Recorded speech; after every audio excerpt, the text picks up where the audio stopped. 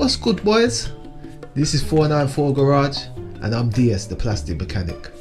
Now I've done a lot of takes for this already. So I'm not much of a presenter. And straight after that you're gonna notice I'm not much of a singer either. But sometimes in life, like making a model, you just gotta go with the flow and make a start. So with no further ado and no more takes, this is 494 Garage. I'm DS and this is a theme song. We got Ferraris, we got Porsches, we got Lambos, and of course if you want fours, and we got racers, vans and cars. Chevys, JDMs, Mercedes, British bikes, the crazy 80s, and there's so much more at 494 Garage. La la la la la la la la la la la la la la la la la la la. La la la la la la la la la la la la la. IPMS Scale Model World, the world's biggest plastic model show, was held last month. Thousands of people headed out to Telford to enjoy the festivities and competitive hostilities, and I had to be one of them.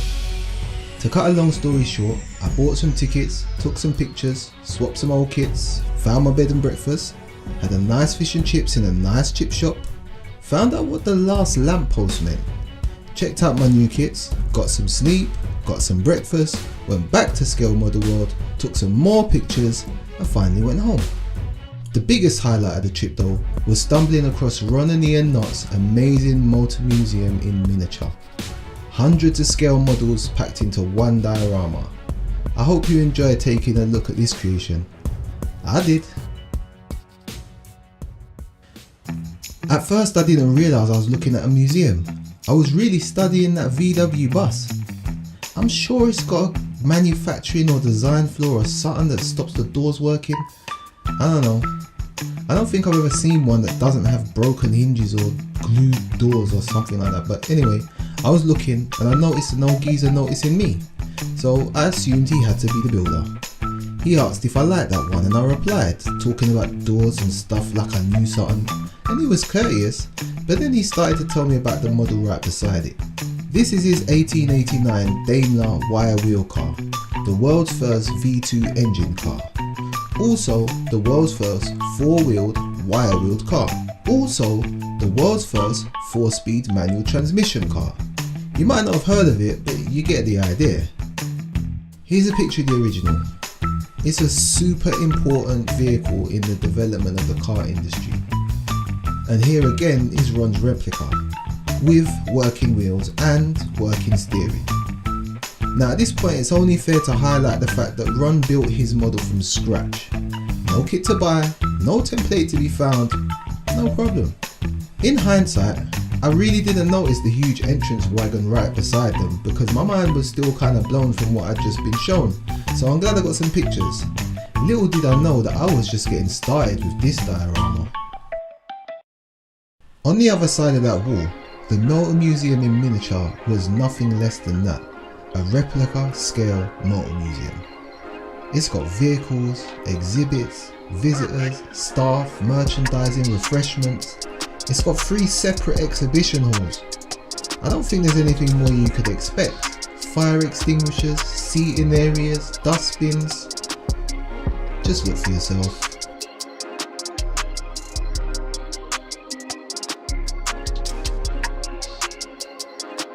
Now Hall 1 was set up as the history hall. All the significant marks, manufacturers and contributors were represented in some way, shape or form. Iconic cars and bikes, iconic engines. Curated displays describing the history of the petrol pump and the evolution of the motor car. I've got a lot of vintage kits, so I was glad to see a few of them included, but it was clear that these guys had kits on kits on kits. And Ron, being a complete gentleman, answered all of my questions.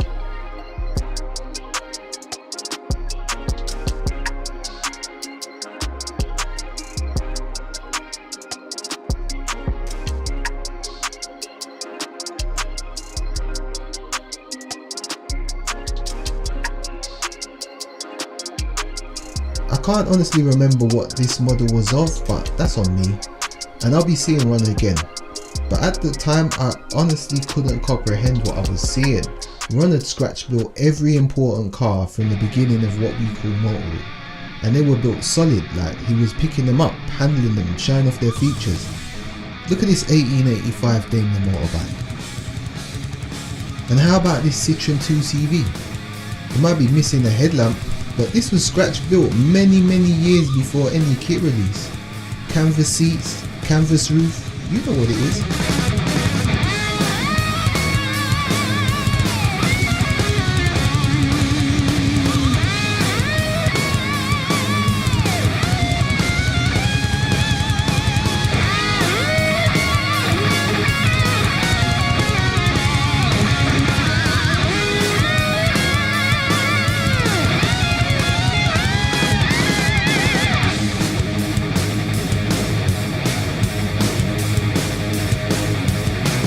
Hall 2 was filled with special versions and more exhibitions breaking down the wider history of motoring.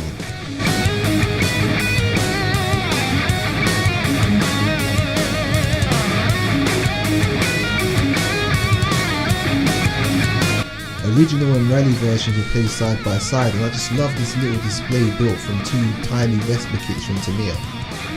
Ian had taken over the tour, and he explained how he had built up the blue one as a Paris-Dakar rally version. He told me that this wasn't just a random creation he had made because he had the kits.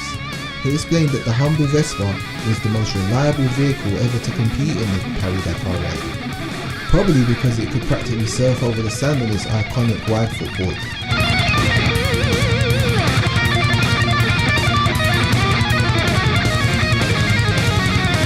Here's a display showing how road direction signs have developed over the years. And here are two Morris Minors. Now you probably haven't seen a Morris Minor kit, but this time they're not scratch built. These are built up from a resin kit that Ron and Ian have developed themselves as their first commercially available kit. Kind of ironic that the first kit they've brought out is the first car I ever wanted as a kid. No doubt I'll be building my dream Morris soon. Anyway, like I said, I'm not much of a presenter yet, so let's watch the pictures talk for a while.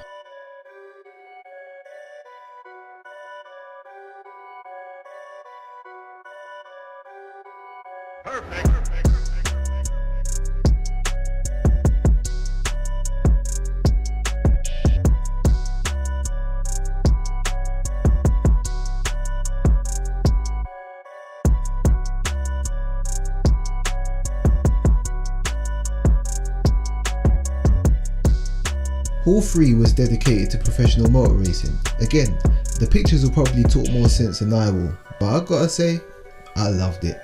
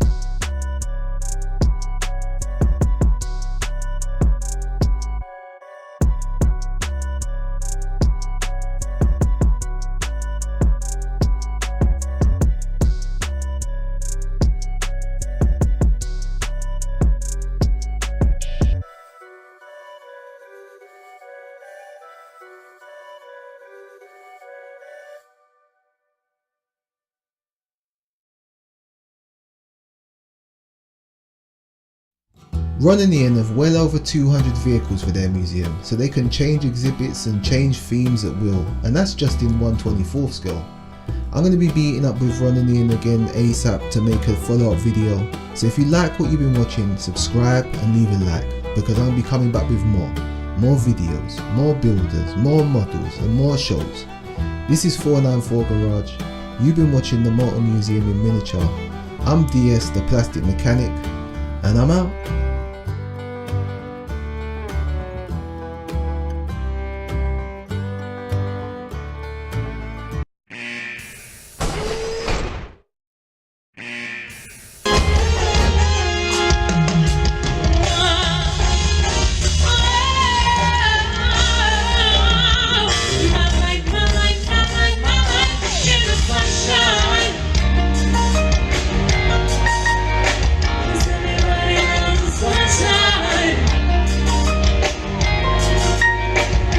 Get down in the sunshine.